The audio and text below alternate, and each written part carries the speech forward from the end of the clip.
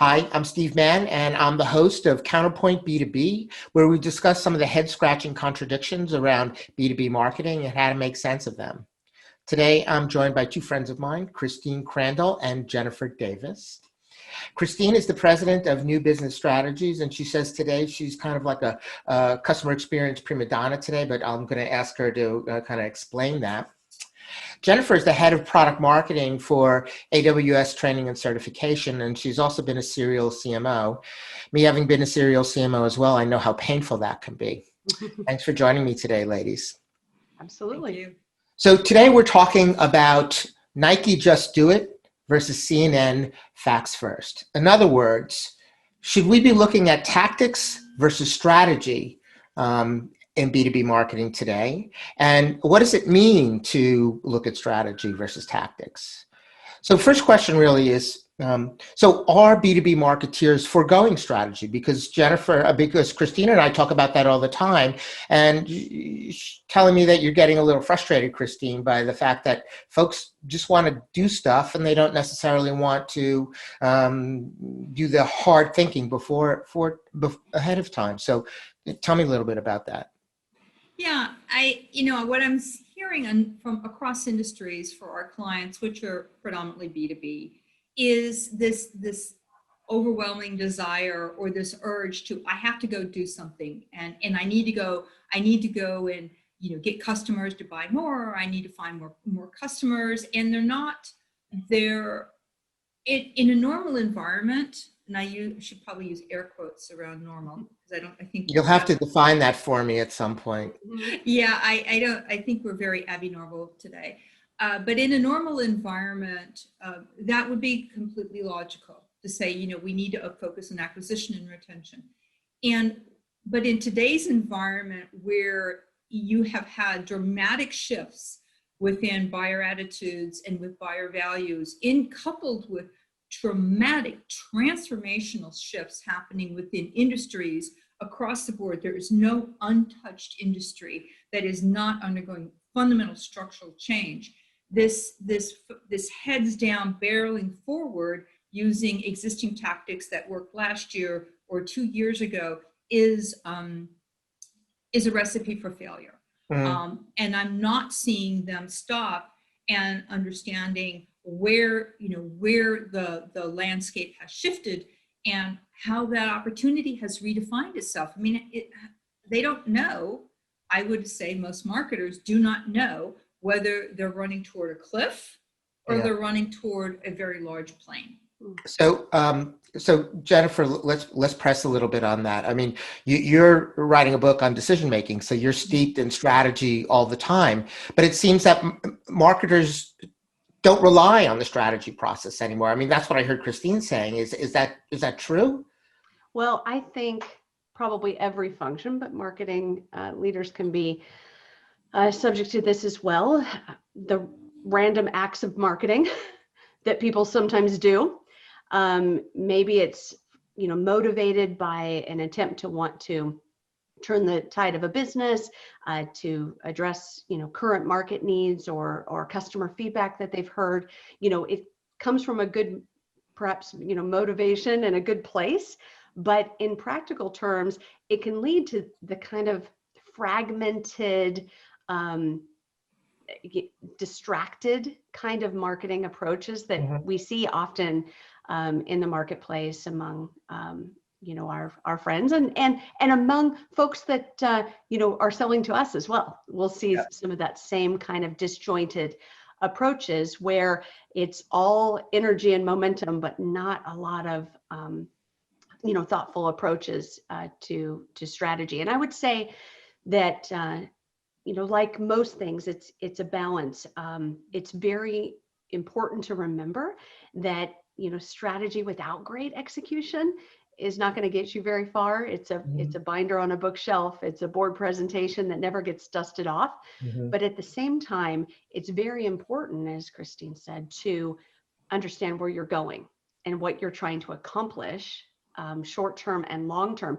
And frankly, in environments that are going through a great deal of change, and as Christine said, which industry isn't right now? Right.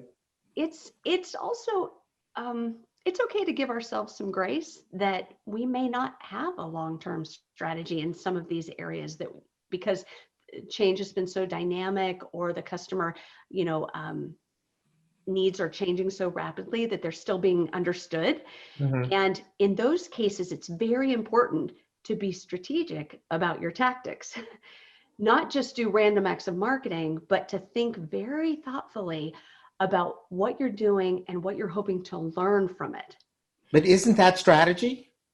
I think so. I think so. And the reason is that if you take a strategic approach to making everything that you do, not only hoping that you move the ball for your business, move the needle for your business, pick your metaphor, but in addition to that, you're learning. You're learning more about your customer. You're learning more about the market conditions. You're learning about your environment, learning more about the industry, and hopefully all those combined into the ability to look around the corner of what's coming and present a vision and do something, again, focused on the long term. So you can't sacrifice the long term for the short term, but everything you're doing in the short term should be teaching you something. Okay, well, so I agree with everything you said, and now comes the perennial but. So everything that you said is absolutely right, and everybody, in a perfect world, that's the way we should be doing things. But the real question is, okay, what's happened in B2B marketing that people don't want to do strategy ahead of tactics? Is it that they've lost the ability, that it's a lost art? Is it because markets have now said, you know what, I don't need a strategic process at all. I know what I want to do. I want to grab new logos, so I'm just going to go out and do tactics that are going to allow me to do that? Or is it, the pandemic that has driven this in some way, shape, or form?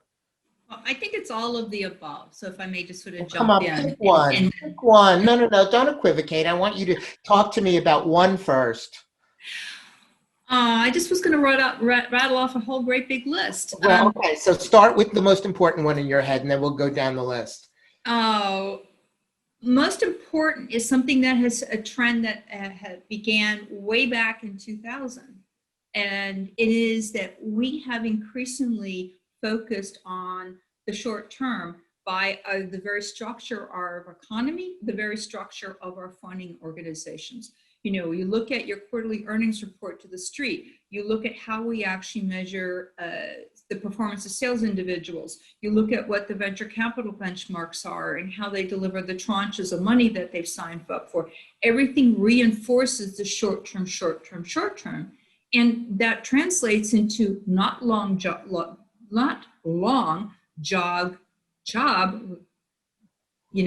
tenure. My God, Yes. those should be pretty easy words to say. And so we have this pervasive mindset, and it has now manifested itself in lots of different ways. So that's fascinating. I mean, is there something about the year 2000 that kind of tilted it in this direction? Do you think it has to do with Internet 1.0 and, the rise of the startup nation, or was it something else that you think tilted it that way? In my perspective, okay, we're in the tech world. My perspective is that when we looked at pre-2000 and we had pre-dot-com bubble, right? And the bubble was a very defining point in really how we changed our attitudes and our perspectives of companies. There was this notion that, good to great, we're going to build healthy companies. We had Peter Drucker, we had all of those long-term Porter strategy things were ingrained in organizations to build healthy organizations. That was the route to value, right? Growth by management book. Is that what you're saying? Exactly. Afterwards, and what's transpired in the past 20 years has been a very different model of I'm building a company, I'm actually building a feature to flip. My exit strategy isn't to build a large organization that's healthy, that, contributes to society in a meaningful way. It's how I'm going to build a feature and sell it to Google for 7x. And then I'm going to go on and I'm going to pocket the money, or my investors will pocket the lion's share of the money. In my view, and I'd be interested in Jennifer's view, to me, 2000 was a very clear shift and mark that happened in our perspective. Some sort of demarcation. Yeah. And So Jennifer, what do you think? Was there a demarcation, or do we just see, this slow degradation of skill sets? Well, I do think, Christine, you're speaking to kind of that the adage of follow the money. In a world where companies were going public, where they had to describe themselves as a long-term investment, to value investors and the like. Again, the conversation is quite different than if you are taking private money intending, to sell. As you said, you're building a feature, not a company at that point. I think that's very well said. I do think there's something else going on within organizations too, that I think is contributing to this, that, probably follows some of those same timelines, but is on its own path.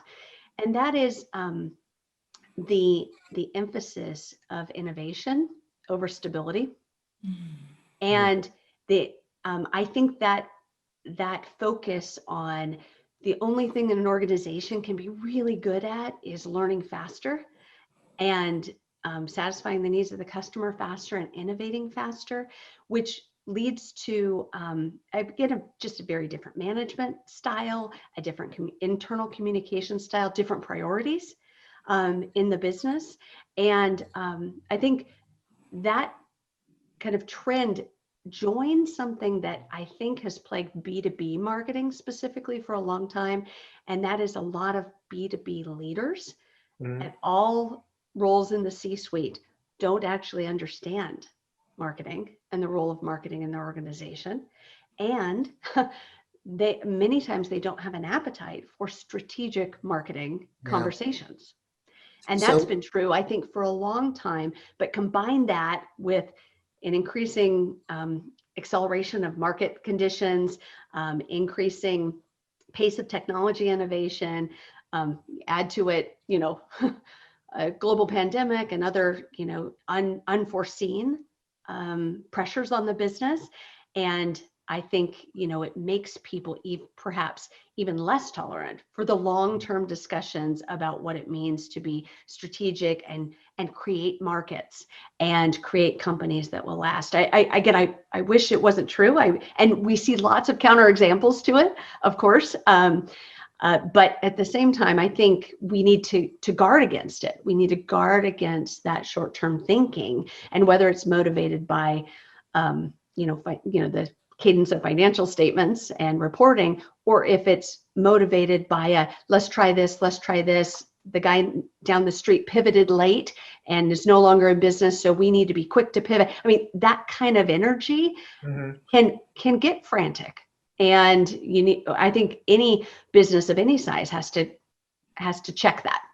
You really, a light bulb went off when you were talking, because I had never, drew a line between the lack of competency and understanding of marketing in the C-suite to the pressure that a marketing executive or marketeer feels to get stuff done, to prove that there's value. And so that's really, there must be a tremendous tension going on at the C-suite from the marketing perspective to have to get stuff done. And so if that's the case, and there isn't a lot of knowledge, sure, you can say, hey, let's just educate the rest of the C-suite. I know we've all been there, and it's not the easiest thing to do. So what do you do as an executive, a marketing executive? What do you do? I mean, you have to do some planning, but you've got, your CEO and your CFO breathing down your neck and saying, look, you want a $5 million budget? Prove it. Get something done. What do you do? What should we do as C-suite marketeers? So in keeping the cadence of this conversation, I'll jump in. I think, having also been a serial CMO, I mean, there's one thing that I did was to set aside a small percentage of money and an individual. Right now, if you only get 2 people in marketing, this is kind of hard to do because the onus then falls upon you as the leader. But it's to say that some percentage of that time needs to be spent looking down that road, or reading those tea leaves, or looking around the corner, whatever metaphor you want to use. And then the other side is this issue that, we continue to struggle with, which has to do with alignment.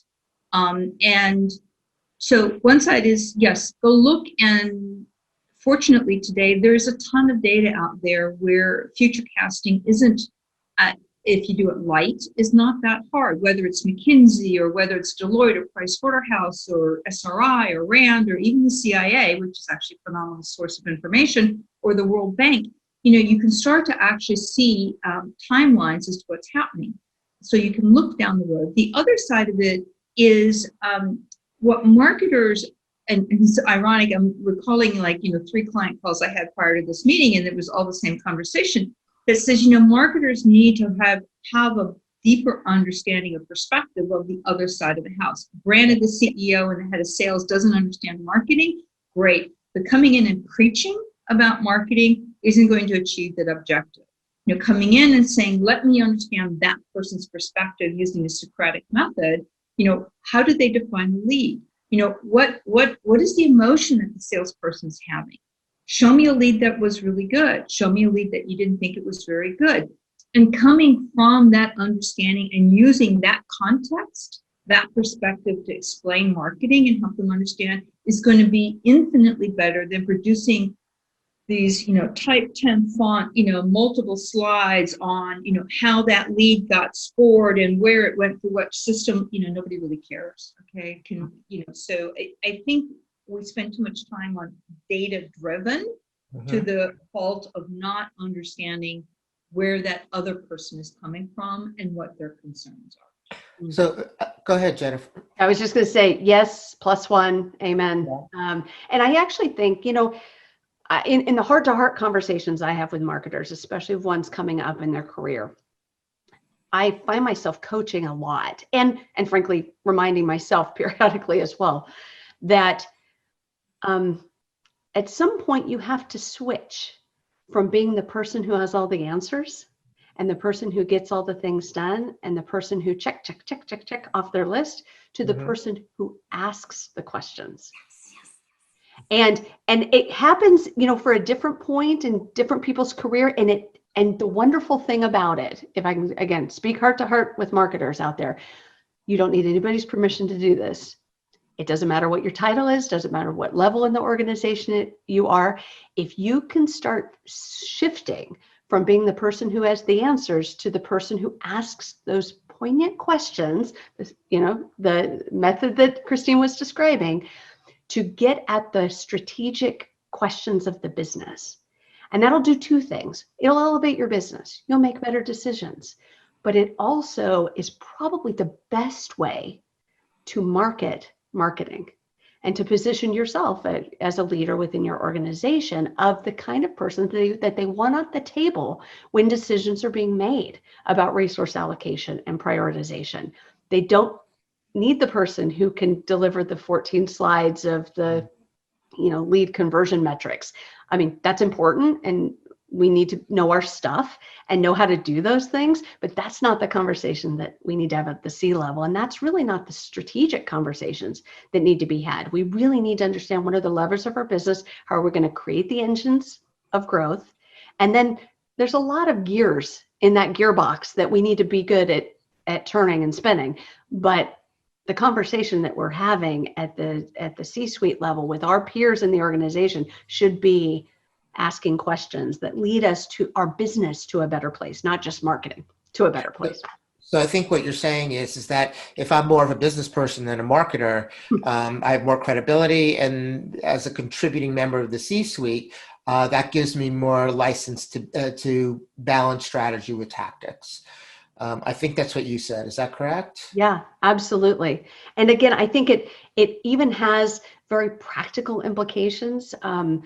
If you want to be leading strategy and you're feeling like your organization is not being strategic enough, being too knee-jerk and being too tactical, what are you doing to present things in a business context, right, to know how the score is kept in this game that you're playing? And it's really about being the person with the long-term view, being the person who can truly advocate for the customer, for the durable needs of the customer. That's the thing that where I have found that marketing has the most influence at the table is that when they can more effectively, perhaps than anyone else, advocate for the durable needs of the customer. And it's amazing how that can change the conversation to something much longer term. Yeah. I used to have somebody who worked for me who begged and begged all the time to be part of the strategy process for developing the way we go to market. And one day I asked him, well, why do you want to do this? This strategy's cool. I mean, I want to be a strategist. It's really fun. I was like, yeah, but what does that mean? And there was no answer, right? That's because I think people view strategy in a very bizarre way, right? It's let me create those grand plans and then give it to somebody else to execute. I don't think there's an understanding that strategy is over here. It's like, what are we going to do? But then it's also down here. How are we going to do it? It's being a general that knows, what the foot soldier needs in order to be successful. I say that because what's the advice then would you give a young marketer beginning their career? Let's say you're director level and you're just beginning to make some inroads into the organization and you're highly respected. Where should they be focusing talent acquisition, skill acquisition on? Let me answer this in two parts, if I may. I think the first is when I've been interim CMO also in addition, for the last couple of years. And one of the things that I look for when I interview candidates, whether it's at the lowest entry level or at the highest entry level, is curiosity. Mm-hmm. And I do find that oftentimes it's lacking. We've been beating people over the head about being data driven, and in many individuals, they're actually afraid to ask what, us in the consulting world often call the stupid consulting questions, but are those open, inquisitive curiosity questions? Because curiosity is the core behind this. I think to the other question on the skill set is because there is no one else in the organization that can teach them how to do signpost mapping or how to do scenario mapping. Or scenario development, and how to develop strategies that are common across all scenarios as a risk mitigation approach, is that they're going to have to look outside of their organization, and they're just going to have to get really doggone curious. There are futurist organizations out there. There's Singularity University. There's so many organizations that are very focused on strategy, but you're not going to find it in the common channels where they're going to hear about content or they're going to hear about the latest in SEO strategy or whatnot. And so when I look at it, it's those two elements. And if the curiosity piece isn't there, it's not going to happen. But let me push on that though a little bit, Christina. And I agree with you that curiosity and broad thinking drives innovation. Absolutely. But putting that aside for a second, real practical advice right now. What are you going to tell that director in a SaaS company who's being pushed to get stuff done and wants to better themselves? What are you going to tell them in terms of what skills they should acquire? Should they learn strategy? Should they learn tactics? Should they focus? Should they major on one? If 90% of your time is delivering tactics, should they even think about gaining skills and around strategy development and execution? Well, I think they do. So, realistically, let's break it down to brass tacks, and then, I would of course, defer to Jennifer. And have, I'm curious to hear what she has to say. I think one of the first things is, can we have a plan? I know I'm not trying to sound sarcastic, but can we at least have a plan? Do we know what we're going to do for the next 3 months? Do we know what we're going to do for the next 6 months versus, well, we're going to do a campaign. Okay, well, what are the deadlines? Who's doing what on this campaign? There is no headspace available if there is not a solid plan in place for execution, and there is not a very clear, accountable delegation of duties to the various tasks, to the various people that are going to go do it. I see that being very light. So first order of business, Get the headspace by putting a plan in place for the next 3 to 6 months. All right, now you've got the headspace, right? And you don't yet know how to go do the strategy skills yet, but that doesn't stop anybody from calling their industry analyst, tuning into what's free on Gartner blogs or on Forrester blogs or on Topo or whoever, and go out there and saying, what are they saying? Take a look at Gartner's technology hype curve. It's absolutely fascinating on what's actually coming up on the technology curve. So again, it's this curiosity. So if you're going to spend maybe half of a day or take it as a Saturday, and let's go and explore without setting expectations that you're going to answer any questions, right? Is a place to start. But the first place is have a plan, have metrics, have targets, and then let the engine run. So you have that headspace and don't consume it with other, oh my God, it's urgent, but it's not important activity, because that tends to be our human nature to go do that. So, Jen, one of the things that Christine said that I found really interesting is, said at least have a short-term plan. And it feels to me, and you doing your research around decision-making must have a view that, well, is short-term planning replacing that long-term grand strategic plan? Are organizations now breaking things up into more, logical chunks so that they can eat the elephants? I like how Christine talked about it, because if it's a multi-step process where step one is having a plan that you can implement and step two is everything else, a lot of people just stop at step one. They're just creating their short-term plan, executing, they're filling their entire capacity with that kind of activity. So it has to be step one so you can get to step two. And what you might find, I would say, again, the practical advice of how to implement what Christine is talking about is look at your calendar.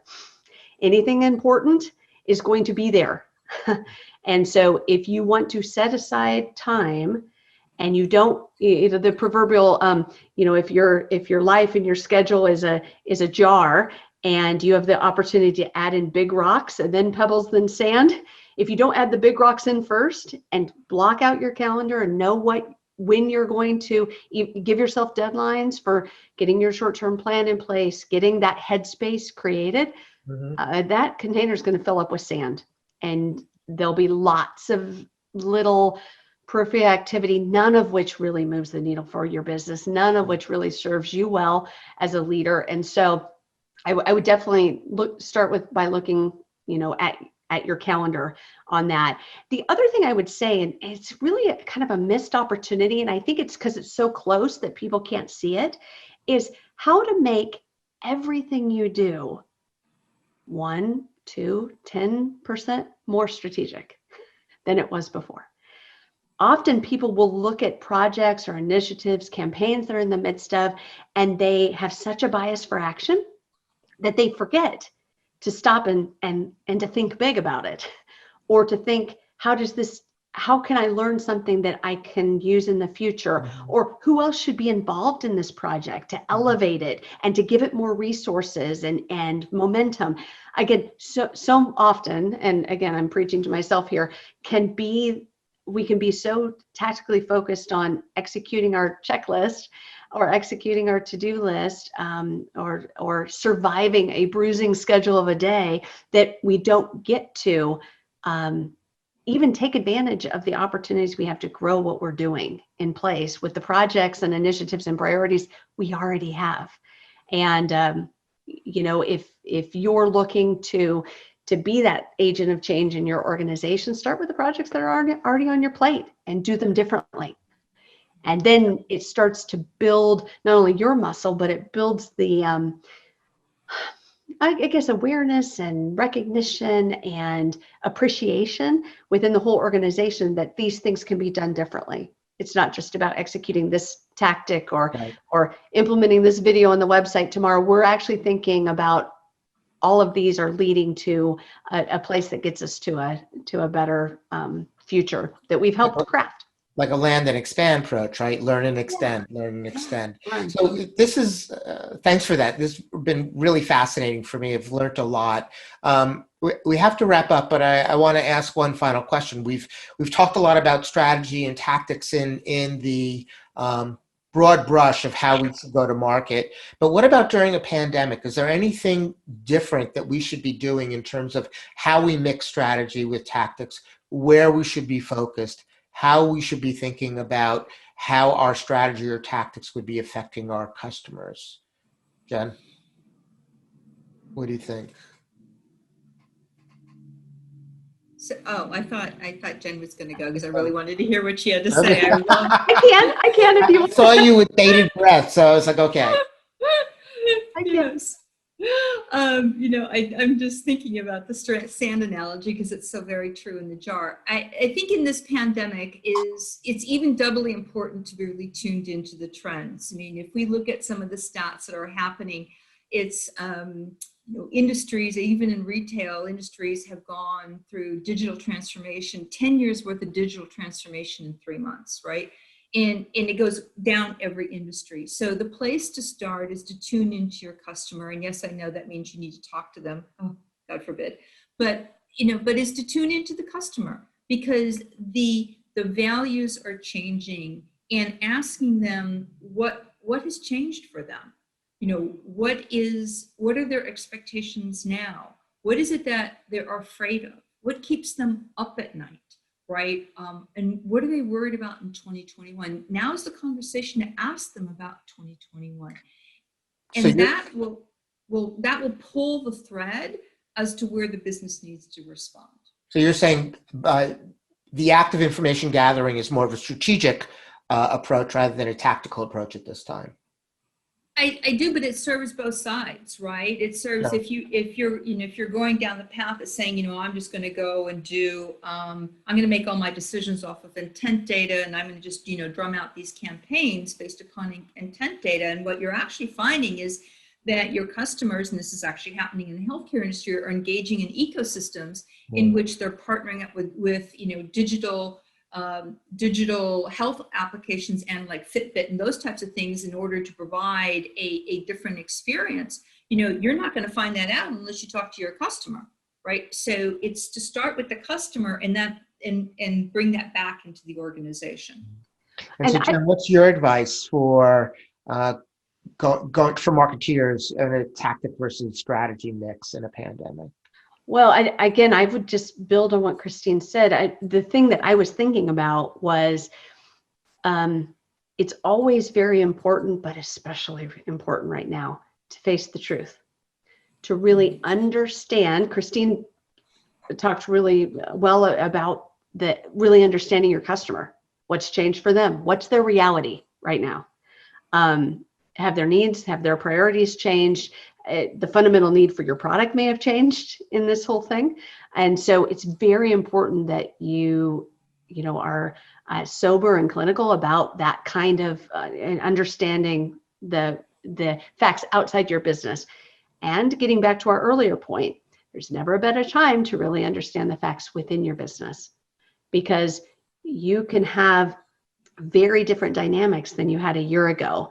There are many companies out there that were poised to have their best year ever that are struggling right now. And just by matter of necessity, they've needed to change some of their approaches and focus on some different priorities in the short term.